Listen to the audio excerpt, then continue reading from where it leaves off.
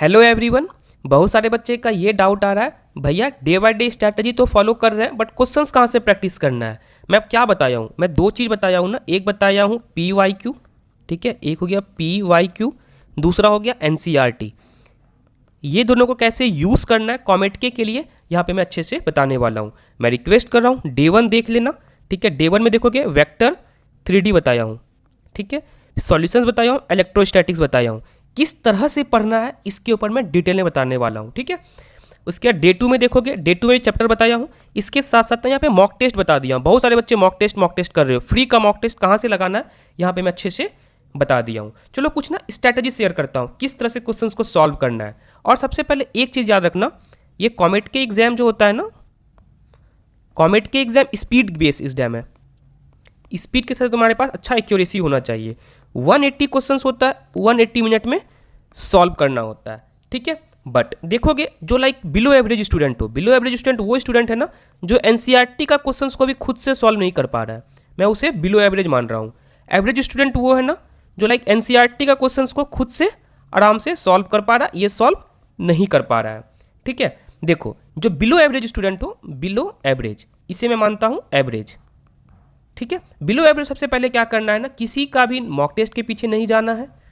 All right, अभी तुम्हारे लिए क्या करना है, सबसे बेस्ट है तुम्हें NCERT करना है। किस तरह से करना है NCERT, जस्ट वेट करो मैं बताने वाला हूँ। उसके बाद जो एवरेज स्टूडेंट हो, डे 2 का वीडियो देखो, मॉक टेस्ट दे करके आओ, ठीक है। अगर मॉक टेस्ट में 130 से अबव आ रहा है तो वेल एंड गुड। मेरे वीडियो को आज से देखना बंद करो, सिलेबस डाउनलोड करो, ट्राई करो सारा का टॉपिक को अच्छे से करने का, NCERT एग्जाम्पलर का MCQ, ठीक है, और जो 7 मॉक टेस्ट है उसे देना है, और PYQ, ठीक है, PYQ ये मस्ट है। इतना करो, किसी का वीडियो नहीं देखना, मेरा वीडियो को भी नहीं देखना है। ट्राई करो अपने ऊपर ज़्यादा वर्क करने का, जितना यूट्यूब वीडियो देखोगे उतना डिस्ट्रैक्ट रहोगे। सबसे बेस्ट है PYQ डाउनलोड कर लो, एटलीस्ट 2025 का, 2024 का। जब ये अच्छे से कर लोगे ना, इसके बाद फिर चले जाना 2023 पे, 2022 पे। बट तुम्हें ये करना होगा, तुम या ये सब ट्रैप से निकल जाओ, यूट्यूब वाला ट्रैप से बिल्कुल निकल जाओ, ये मैं अच्छे से बता दिया हूँ। उसके बाद बिलो एवरेज स्टूडेंट, देखो तुम अगर भी मॉक टेस्ट देने के लिए जाओगे, ठीक है, मॉक टेस्ट में 100 के नीचे मार्क्स आएगा, डिमोटिवेट हो जाओगे। तुम्हारे लिए टाइम मैनेजमेंट कोई चीज़ है ही नहीं, तुम्हें टाइम मैनेजमेंट अभी करना ही नहीं है, ठीक है। टाइम मैनेजमेंट तुम्हारे पास इनफ दिया हूँ मैं, कम से कम अभी डे 1 से लेकर के कम से कम डे 5 तक मुझे अच्छे से फॉलो करो, ठीक है। देखना तुम क्वेश्चन सॉल्व करके आओगे, मैं कंफर्म बता रहा हूँ। साथ ही साथ ये सेक्शनल PYQ, ये सेक्शनल PYQ NCERT कैसे पढ़ना है NCERT मैं बताने वाला हूँ। सेक्शनल PYQ NCERT, सेक्शनल कैसे, PDF निकाल लेना है, PDF, ठीक है। यहाँ भी क्या करना है तुम्हें, सेक्शनल PYQ NCERT, इतना तक कम से कम मुझे फॉलो करो। सेक्शनल PYQ NCERT देखना, तुम्हारा लेवल 100 मार्क्स तक मैं पहुँचा दूंगा 5 से 6 दिन में ही। किस तरह से पढ़ना मैं यहाँ पे बताने वाला हूँ। तुम्हारे पास टाइम मैनेजमेंट इसलिए नहीं करना है क्योंकि तुम्हें सिलेबस कवर नहीं है, तुम्हें सिलेबस कवर करना है, ठीक है। विदाउट सिलेबस कवर किए मॉक टेस्ट देने जाओगे, मॉक टेस्ट में मार्क्स नहीं आएगा। एक बार डिमोटिवेट हो जाओगे इस फेज में, उसके कुछ नहीं कर पाओगे। सबसे बेस्ट क्या है, कम से कम तुम्हें पता है ना 70% पेपर देखोगे क्लास 12 से आता है, तो ट्राई करो क्लास 12 का एटलीस्ट एक बार सारा चैप्टर का फॉर्मूला देख लेने का, ये तुम्हारे लिए मस्ट है। इसके साथ साथ तुम्हें दो चीज़ को फॉलो करना है, NCERT, मैं जो स्ट्रैटेजी वीडियो शेयर कर रहा हूँ ना इसमें इंपॉर्टेंट टॉपिक बता रहा हूँ, उस टॉपिक को करना है। उसके बाद PYQ लगाना है, इसके सिवा कुछ नहीं करना है, कुछ नहीं करना है, मैं बता रहा हूँ बार बार, अदरवाइज देखना रिग्रेट करोगे। मैं बताता हूँ NCERT का क्या इंपॉर्टेंस है, मैं ये भी यहाँ पे दिखाने वाला हूँ, ठीक है। उससे पहले देखो ये तुम्हारा रिस्पॉन्सिबिलिटी होना चाहिए, ठीक है। चैनल को सब्सक्राइब करना है, वीडियो को लाइक करना है, ट्राई करना उस दोस्त को शेयर करने का जो अभी भी डिमोटिवेटेड फील कर रहे हो, जिससे लग रहा है अभी भी कॉमेट के नहीं हो सकता है। मैं बता दूँ कॉमेट के एग्जाम ऑल अबाउट स्पीड, ये निगेटिव मार्किंग भी नहीं है, 100 मार्क्स तक आ सकते हो, ज़्यादा टफ नहीं है। 100 मार्क्स में टॉप 5 कॉलेज मिल जाएगा, ठीक है। टॉप 5 नहीं भी मिलता है मतलब टॉप 6 टॉप 7 आराम से मिल जाएगा। अगर 120 तक पहुंचे तो कंफर्म रहो टॉप 5 कॉलेज यहाँ पे मिल जाएगा। गिव अप मत करो, ये बहुत इंपॉर्टेंट टाइम है, एक बार वेस्ट कर दोगे ना 4 साल कॉलेज में लगातार रिग्रेट होगा। इसके देखो हाइप का भी ऑप्शन होगा, थैंक्स का भी ऑप्शन होगा। थैंक्स तभी करना जब मेरे चैनल से एक्चुअली में तुम्हें हेल्प होगा, अदरवाइज थैंक्स नहीं करना है। बाकी मेरा रिस्पॉन्सिबिलिटी क्या, बेस्ट कंटेंट प्रोवाइड करना, प्रॉपर गाइडेंस देना, एक एक कमेंट का रिप्लाई करना। जो भी कमेंट वीडियो अपलोड करने के 24 आवर के अंदर जो भी कमेंट होता है मैं सबका रिप्लाई करता हूँ। टेलीग्राम चैनल बना दिया हूँ, वहाँ पे इंपॉर्टेंट PDF शेयर करता हूँ, उसे यूज़ करना है। व्हाट्सअप पे मैं अपडेट देता हूँ। अब जैसे देखो फर्स्ट डे में क्या बोला हूँ, वेक्टर 3D, एक एक बच्चे के पास शायद सिलेबस होगा, नहीं होगा, इसे भी मैं टेलीग्राम चैनल पर आज अपलोड कर देता हूँ। जैसे वेक्टर में तुम्हें क्या करना है ना, 3 आवर का लेक्चर नहीं देखना, क्या फ़ायदा मुझे बताओ ना। 3 आवर 4 आवर का लेक्चर देख रहे हो, एनसीईआरटी देख लो, एनसीईआरटी वाला का जो एनसीईआरटी वन शॉट है ना 1 आवर वाला, वो देख लो, सफिशियंट है वो। तुम्हें पीएचडी नहीं करना है, ठीक है, तुम्हें उतना ही पढ़ना है जितना से क्वेश्चंस बन सके। जाओ कॉलेज में स्पेशलाइजेशन कर लेना जिस सब्जेक्ट में करना होगा, बट तुम्हें भी उतना ही पढ़ना है। जेई एडवांस लेवल का नहीं पढ़ना है, जेई मेंस लेवल का नहीं पढ़ना है, कॉमेट के लेवल का पढ़ना है या वीआईटी लेवल का पढ़ना है।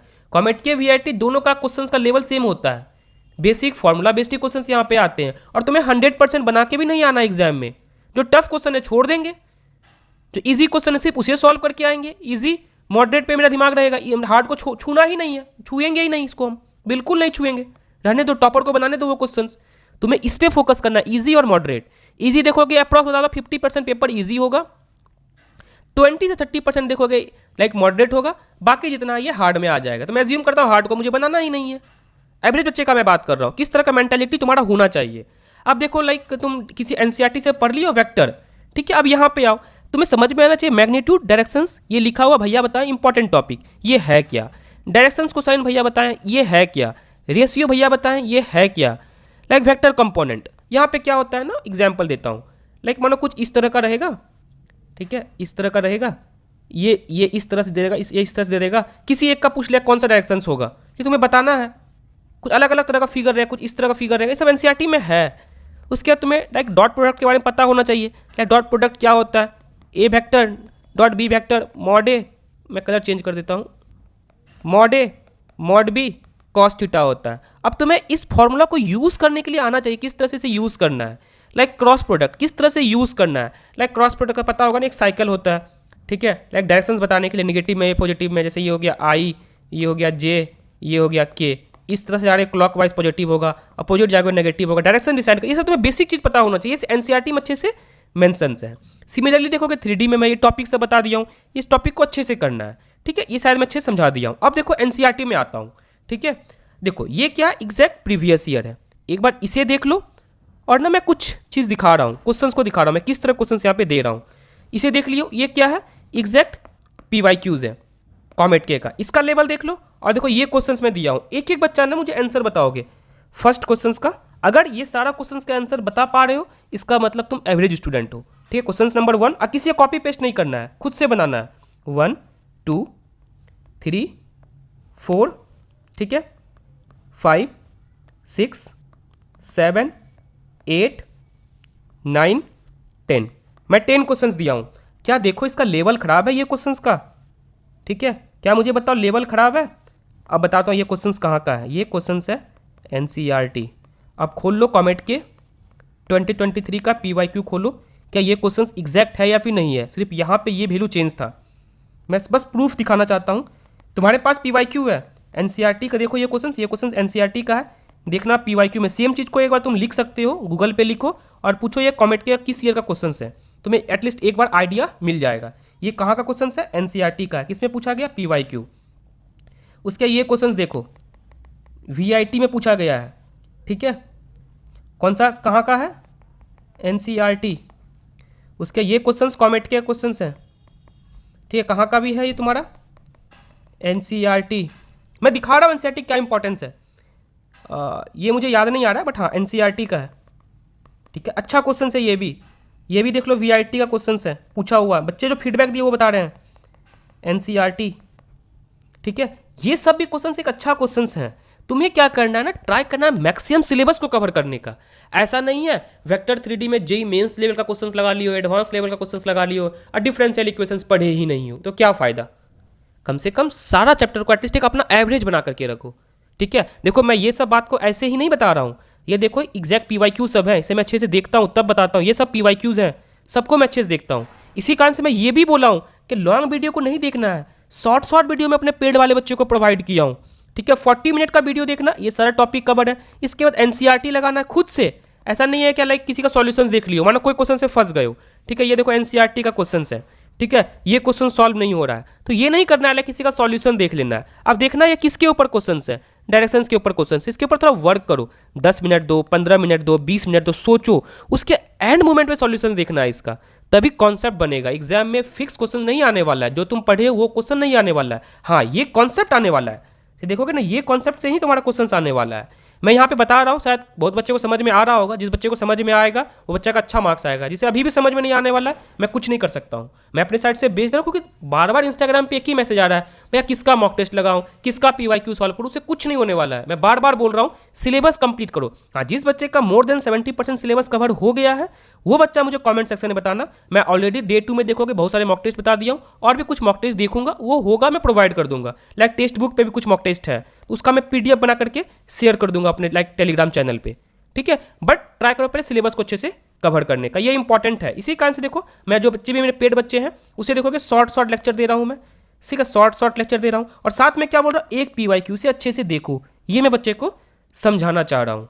शायद यहाँ पे मैं बता दिया हूँ किस तरह से पढ़ना है, NCERT का क्या इंपॉर्टेंस है, PYQ का क्या इंपॉर्टेंस है। अभी भी समझ में नहीं आया है तो मैं नहीं समझा सकता हूँ, और मैं इस कमेंट का रिप्लाई भी नहीं करने वाला हूँ, ठीक है। क्वेश्चंस कहाँ से प्रैक्टिस करना है, अरे तुम्हें सारा सिलेबस को कवर करना है। यहाँ पे तुम्हें फिजिक्स भी है, यहाँ पे तुम्हारे पास केमिस्ट्री भी है, यहाँ पे तुम्हारे पास मैथ्स भी है, सबको पढ़ना है। किसी एक चैप्टर में मास्टर नहीं करना है। मानो मैथ्स का कोई चैप्टर तुम्हें समझ में नहीं आया तो उसे नहीं छोड़ना है, क्लास 12 का बिल्कुल नहीं छोड़ना है, एटलीस्ट उसका फॉर्मूला देख लेना है। इसके साथ केमिस्ट्री में तो बता दिया NCERT से बेस्ट कुछ हो ही नहीं सकता है। और ये सारा क्वेश्चन देखोगे ना, ये क्वेश्चन बता दूं मैं, ये ना MCQ टाइप का क्वेश्चन नहीं है NCERT का, ठीक है, ये थियोरटिकल्स क्वेश्चन है, बट इस तरह से MCQ बना के एग्जाम में पूछा जाता है, ठीक है। ये भी देखोगे ना, लाइक सॉल्व करने वाला क्वेश्चन था, बट इसे भी MCQ बना के एग्जाम में पूछा गया है। ये भी देखोगे ना, लाइक थियोरटिकल्स क्वेश्चन है, बट इसे MCQ बना के एग्जाम में पूछा गया है। ये इंपॉर्टेंस है NCERT का। मैं सब में बता रहा हूँ किस किस चैप्टर में NCERT करना है। हाँ, बट फिजिक्स में NCERT फिर नहीं करना है, बहुत थियोरटिकल हो जाता है, बहुत डीप हो जाता है, उतना डीप वहाँ पे नहीं पूछा जाता है। ट्राई करो फिजिक्स में किसी का वन शॉट देखने का, जैसे ये मानो कुलम्स लॉ है, ठीक है। कुलम्स लॉ का ना तुम ये एक काम करो, लाइक थोड़ा सा ना 2-3 पेज का डिफिनेशन लिख लो, कुलम्स लॉ एक्चुअली है क्या, उसके बाद उसका फॉर्मूला लिख लो। अगर समझ में आ रहा ठीक है, नहीं तो अगर लिखो नीट PYQ डिस्कशन, किसी का वीडियो देख लो एक बार। इसी तरह से इंप्रूवमेंट होने वाला है, अदरवाइज कोई इंप्रूवमेंट नहीं होगा, टाइम भी वेस्ट हो जाएगा। शायद ये इंपॉर्टेंट था, मैं यहाँ पे बता दिया हूँ किस तरह से क्वेश्चंस को सॉल्व करना है, अच्छे से समझ में आ गया होगा। फिर भी कोई डाउट होगा मेरे से कमेंट सेक्शन में पूछना, मैं ट्राई करूंगा रिप्लाई कर देने का। बट मैं एक एक बच्चा से रिक्वेस्ट कर रहा हूँ, प्लीज़ गिव अप मत करना। तो ट्राई करो अपने दोस्त के साथ एक टारगेट लेने का, ठीक है भैया, डे 1 का ये टारगेट दिए हैं तो ये डे 1 कंप्लीट करते हैं। और देखो लाइक ट्राई करो वेक्टर से 20 क्वेश्चंस करने का, 3D से 20 क्वेश्चंस करने का। जो दोस्त भी क्वेश्चंस किया तो डिस्कस कर लो। मैं बीच में तो एक दिन का टाइम भी दे रहा हूँ ना, एक्स्ट्रा टाइम, यहाँ पे डिस्कस करना है तुम्हें। जैसे ये देखो यहाँ पे टाइम दिया हूँ, डे 1 तुम भी पढ़ लियो, तुम्हारा दोस्त भी पढ़ लिया, NCERT अच्छे से कर लियो, उसके दोस्त के साथ PYQ बैठ के डिस्कस करो। इस तरह से इंप्रूवमेंट होता है। शायद यहाँ पे मैं अच्छे से बता दिया हूँ, शायद समझ में भी आ गया होगा। अगर अभी भी समझ में नहीं आया तो मुझे नहीं लगता मैं समझा पाऊंगा। Thank you.